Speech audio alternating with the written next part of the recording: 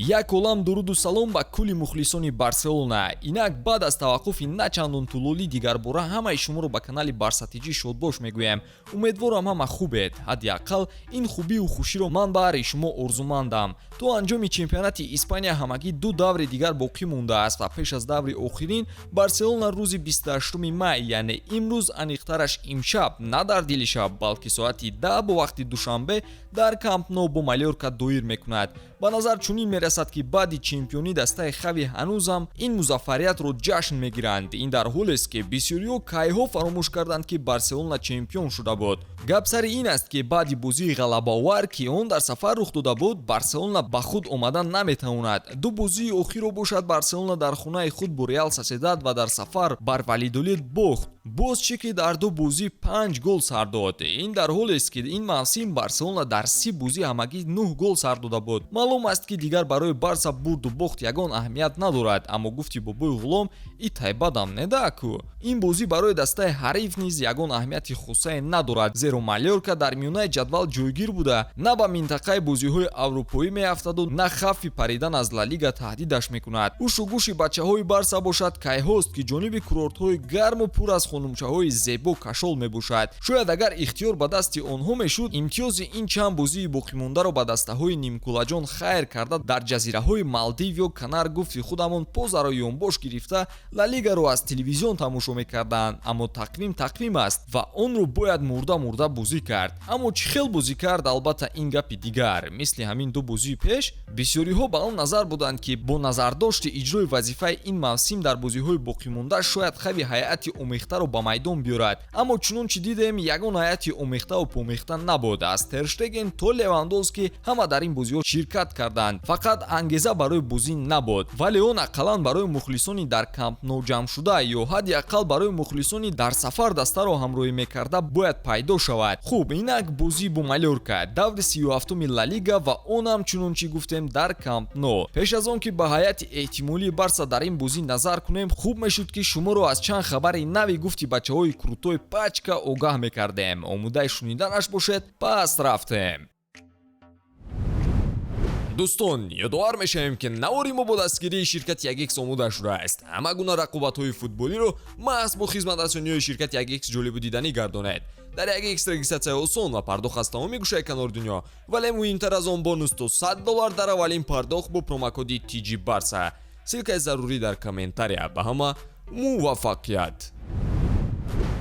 Барселона ба тамошои бозии охирини худ дар Камп Nou медонед киро даъват кардааст? не, маро не, худи ҷаноби Мессиро. медонед ин чӣ маъно дорад? бале, дуруст пай бурдед. яъне тобистони имсол Месси аллакай дар ин майдони барояш азиз ба ҳайси бозингари Барса хоҳад баргашт. ба фикрам омади ӯ аз мерамаш ба куллӣ фарқ мекунад, зеро рафтанаш ба як милнаи опера баробар буд ки дар як рӯз 300 хабар дар ин бора нашр мешуд. акнун фақат бояд мунтазир шуд, аммо худи Месси то куҷо ин даъватро пазируфтааст маълум нест. шояд дар ин афиша ба гуфте асос омадани ӯ нест, балки даъвати ӯ аст ки аз пушташ як сирри бузург ниҳон аст. албатта Хави бо овардани Месси қаноат намекунад ва барои кумил кардани даста ки акнун дар Лигаи Чемпионҳо бозӣ мекунад, чанд мавқеъро пурқувват кардан лозим, бахусус минтақаи такягоҳиро, ки ба қавли ситоди мураббиён айни замон 4 варианти тақвият додани ин мавқеъ вуҷуд дорад: Родри, Верати, Кимих ва Субаменди. агар ба эҳтимолияти ин трансферҳо назар кунем, бо назардошти мавқеъ ва зарурати бозингарон дар дастаҳои худ, гузариши Верати аз ПСЖ ба Барселона эҳтимолияти зиёд дорад. аммо аз ӯ дида боз трансфери Субаменди аз Реал Соседад ба ҳақиқат наздиктар аст, зеро овардани як бозингар ба қавле аз кӯчаи ҳамсоя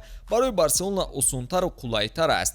аз сӯи дигар барои мисол нархи Кимих метавонад ба маротиб аз Субаменди баландтар бошад. ҳарчи ҳам набошад ӯ дар Бавария бозӣ мекунад. Родри бошад ба худи Пеп лозим аст ва дар гумон аст ки ӯро ба Барса диҳад. аммо чаро не? Барса ку барои Гвардиола бегона нест? суоли дигар ин аст ки кадоме аз ин бозингарон аз рӯи услуб метавонанд барои мисол бо Де Йонг ва Педри дар ин ҷо бозӣ кунанд? ва боз суоли дигар ин аст ки аз ин чоргона кадоме мехоҳад ки ба Барса бозӣ кунад? аммо аз сӯи дигар кӣ намехоҳад бо Месси дар як даста бозӣ кунад? илло Верати ки аллакай кайфияти мавҷудияти Леоро дар ПСЖ дида истодааст. хулас ана ҳамин хел овозаву дарвоза дар Барса. акнун дар бораи ҳайати имрӯза фикр дорем хави барои чеҳраи худу дастаро пеши мухлисон нигоҳ доштан ҳамон ҳайати кумили бозии пешинро ба майдон меорад. Тер Штеген дар дарвоза нигоҳ накарда ба оне ки Кристенсен ба дарвозаи худашон гол заданро сар кардааст, ӯ дар чоргона ҷой мегирад ва бо Алонсо, Кунде ва Балде дар хати дифоъ бозӣ мекунад. Гави Бускетс ва Де Йонг ҳам дар миёнаи майдон пайдо хоҳанд шуд. Левандовски, Рафиня ва Торрес бошанд ин маротиб дар хати ҳуҷум бозӣ мекунанд. Албатта бо дар назардошти мерами Жорди Алба эҳтимол аст ки ҳамчун рамзи эҳтиром ва сипосгузорӣ барои заҳматҳои бузургаш барои Барселона аз дақиқаҳои аввали бозӣ пайдо шавад, аммо боз ҳам барои хави аёнтар аст ки кадом бозингар дар кадом вазъу сатҳу гуфти ӯ гапҳо Настрени аст.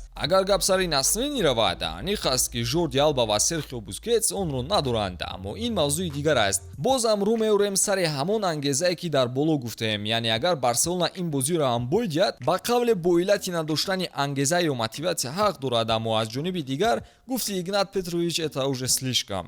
Чемпион шудам гуфта дигар дар Валиедолиди аутсайдеру Малёрка иҳламадор бой дудан мегирӣ? Дар сурати бохтам ягон фоҷиае намешавад. Разве што гуфти бародарои рӯс омори бохту шумораи голҳои сардода зиёд мешаваду таби мухлисон аниқтараш фанатҳои ҳақиқӣ сахт хира. Аммо агар ғолиб бояд 88 хол ба даст меорад ки беёнам чемпион аст. Ба андешаи сирф инфиродии ман Барселона дар чунин бозиҳо бояд баъзан корҳоро ба хотири кадоме анҷом диҳад.